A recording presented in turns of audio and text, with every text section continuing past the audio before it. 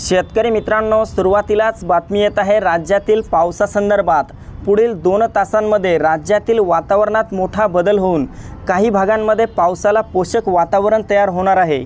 महाराष्ट्रातील बहुतांश भागांमध्ये पुढील 2 ते 3 तासांमध्ये पाऊस सक्रिय होणार आहे असा अंदाज नुकताच हवामान खात्याने दिलाय। तर मित्रांनो, जाणून घेऊया पुढील 2 ते 3 तासांमध्ये राज्यातील नेमक्या कोणत्या भागांमध्ये पाऊस होणार याविषयी। पण त्यापूर्वी चॅनलवर नवीन असाल तर आपल्या चॅनलला सबस्क्राइब अवश्य करा।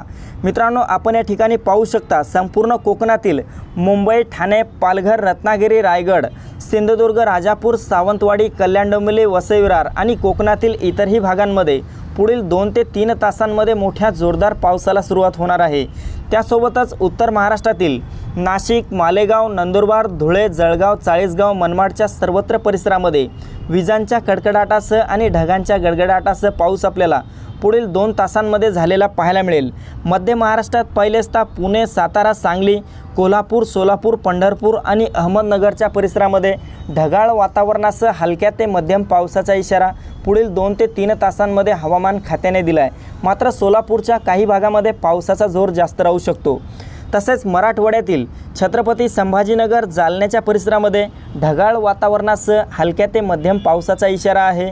मात्र नांदेड, हिंगोली, परभणी, बीड, लातूर, धाराशिवच्या भागामध्ये विजांच्या कडकडाटासह ढगांच्या गडगडाटासह मोठा मुसळधार स्वरूपाचा पाऊस होऊ शकतो।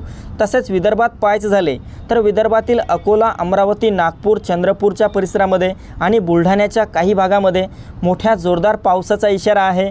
तर गडचिरोली, गोंदिया, भंडारा, यवतमाळ, वर्धा, वाशिमच्या परिसराला ढगाळ वातावरणासह आणि वादळी वाऱ्यासह हलक्या ते मध्यम पावसाचा इशारा पुढील 2 ते 3 तासांमध्ये देण्यात आला आहे। तर मित्रांनो, ही होती हवामानाची छोटीशी अपडेट। आपल्याबरोबरच इतरांना पण शेअर करा।